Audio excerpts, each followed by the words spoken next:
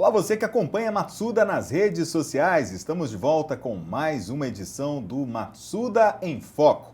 Hoje, iniciando uma série especial sobre a função e a importância dos minerais na dieta dos ruminantes. E para falar sobre esse assunto e estar com a gente no primeiro episódio, temos aqui o prazer de receber o médico veterinário João Gabriel Carvalho. João, seja muito bem-vindo ao programa. Bom dia, Alessandro. Bom dia, pessoal que nos assiste. É um prazer estar aqui mais uma vez.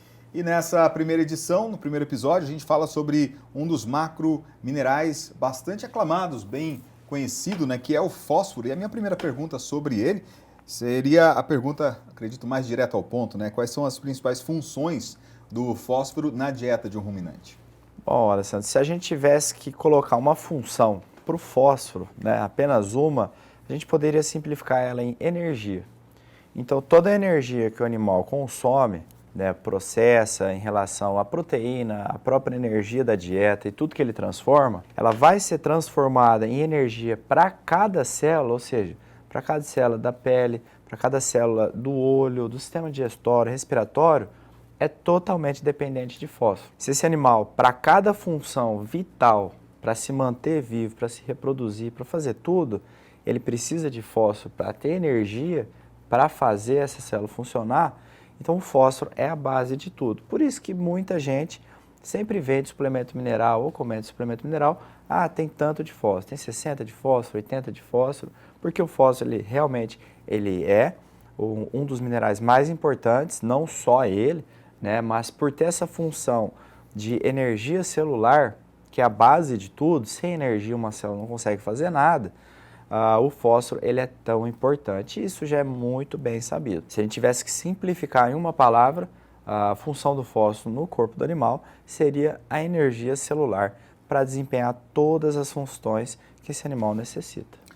Agora, quando a gente fala em nutrição animal, existem alguns conceitos que a gente precisa ter um conhecimento, né? Por exemplo, a questão da biodisponibilidade. Porque se uma pergunta importante é essa que você comentou, né, o quanto tem de fósforo, e realmente é uma pergunta importante, talvez uma outra pergunta seria, e a biodisponibilidade? Ou seja, e o poder de absorção que tem esse mineral na dieta do animal, né? Bom, então, quando a gente fala de fósforo, ele tem uma interação muito grande com outros minerais, assim como todos os minerais. Então, por exemplo, vamos pegar o fósforo do solo. O Brasil tem adubação, você consegue correção de solo através de fósforo, mas quando a gente está viajando de carro, por exemplo, você passa na estrada e vê aquele solo muito vermelho, né, ou quando tem um barranco cortado, que você vê aquele solo vermelho, isso é presença de ferro no solo. Então, o ferro ele vai se ligar ao fósforo e deixar indisponível. Então, é o que a gente fala. O próprio pasto já é uma fonte de fósforo para o animal. Pela característica do solo brasileiro e das pastagens, ele não é suficiente para suprir a necessidade do animal. Então, por conter muito ferro, ele deixa esse fósforo indisponível e o animal não consegue absorver. Então, ele tem baixa biodisponibilidade, que é o que a gente conversou. E a planta vai repassar essa baixa biodisponibilidade para o animal também. Então, praticamente, quando você tem um pasto verde, ele não supre nem metade da quantidade de fósforo que o animal precisa diária. Por isso que a gente tem que colocar no suplemento mineral. Agora, mesmo no suplemento mineral, você tem fontes diferentes que oferecem biodisponibilidade diferente. Então, não é porque que o seu mineral tem 80 de fósforo ou 60 de fósforo que ele vai ser todo aproveitado, né? Até mesmo as melhores fontes de fósforo não são 100% aproveitadas. Mas a gente tem que procurar ingredientes disponíveis para a nutrição animal que vão oferecer o máximo possível. Então você tem N fontes com diversas biodisponibilidades. Obviamente, fontes mais baratas têm menor absorção pelo animal e isso vai gerar um resultado menor. Enquanto que quando você trabalha com ingredientes melhores, você tem um custo para isso, né? Então, quando você tem fontes muito baratas, a gente pode botar na balança aí.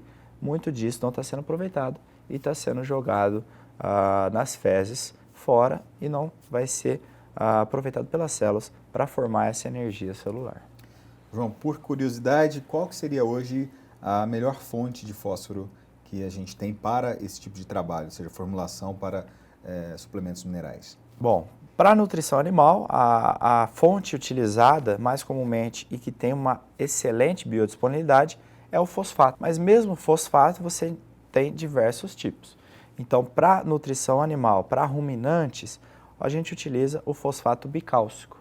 Ou seja, você tem a fonte de fósforo, você se ligou com o cálcio, essa fonte, e assim você tem um alto aproveitamento pelo animal. E a chance de você ter alguma reação de empedramento no coxo, quando isso chove, pode acontecer, mas ela é muito menor. Diferentemente, por exemplo, do fosfato tricálcico, onde você tem 3 ligações com o cálcio. O que acontece no fosfato tricálcico? Você não tem uma boa disponibilidade, mas no momento que chove no coxo, esse fosfato ele não vai empedrar. Então, é o que a gente fala, o meu fosfato não reage, o meu suplemento mineral não reage no coxo. Ok? Mas quanto menos ele for reativo no coxo, o animal vai absorver menos também e vai sair nas fezes. Então, quando você tem fosfatos de qualidade, ele reage, ele é muito reativo, isso está relacionado com a disponibilidade também. Quanto mais reativo, mais disponível ele é. Então a gente tem que achar um balanço, né? A indústria faz isso, um balanço em disponibilidade e um suplemento mineral que não empedre no coxo, que ele consiga ser suplementado, evitando perda, evitando desperdício, com a umidade do ar, com chuva e etc. Agora, a exigência do animal por esse importantíssimo macromineral que é o fósforo, essa exigência vai variar de acordo com a categoria, com a fase de vida do animal? Com certeza, Alessandro. Então, para você ter uma ideia, a gente já comentou aqui, quero um sal de 80, quero um sal de 60. Né? Por que a gente tem isso na cabeça? Porque quanto mais exigente for o animal, em relação à produtividade, mais fósforo vai necessitar. Então, vamos dar um exemplo de uma vaca. Para você ter ideia, para uma vaca produzir 1 litro de leite, ela necessita ingerir 2 gramas de fósforo para 1 litro. Automaticamente, se essa vaca, Nelore, vamos colocar como exemplo uma vaca boiadeira, está produzindo 4 litros de leite, só para o leite ela precisa de 8 gramas de fósforo. Ou seja, um suplemento mineral de 80 gramas por quilo, se ela ingerir 100 gramas, está ingerindo 8 gramas de fósforo e está suprindo a necessidade do leite. Isso sem contar a reprodução, essa vaca se manter num bom score corporal, ela continuar a questão digestória dela.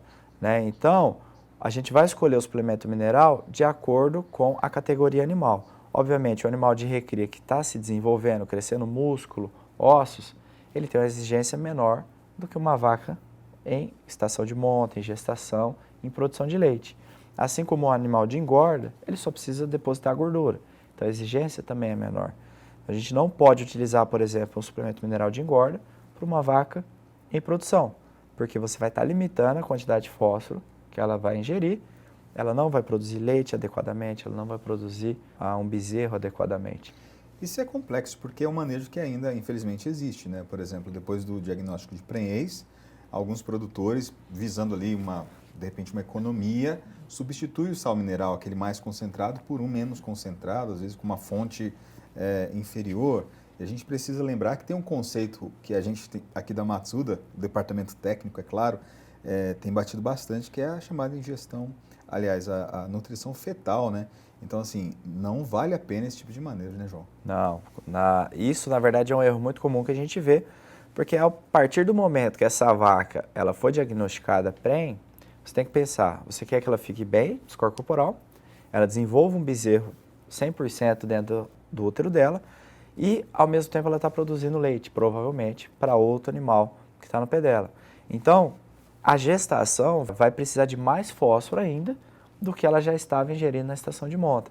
Então, quando você diminui a ingestão de fósforo, ou você vai estar prejudicando o bezerro, que ela vai diminuir a produção de leite, ou você vai estar prejudicando o bezerro dentro do útero dela, que não vai ser muito bem formado, porque ele não tem energia celular suficiente para se manter, ou a própria vaca ela vai começar a perder peso, porque ela não consegue manter o score corporal. Seria como um piloto que está se preparando para uma corrida importante, nos treinos usar o melhor combustível e no dia da corrida colocar um combustível bem ruim. Exatamente. Ou o avião, você tem 3 turbinas, você vai desligar uma e deixar só 2 funcionando. Então ele não vai estar 100% na capacidade dele, certo? Então o nível produtivo vai cair. Quando você economiza com a dieta do animal, ele vai economizar também com o nível produtivo dele. Acho que isso que a gente está falando já tem a ver com a nossa última pergunta aqui do programa, que seria o que pode acontecer no quadro de uma deficiência de fósforo na dieta, né? Então, para um animal, por exemplo, ligado à reprodução,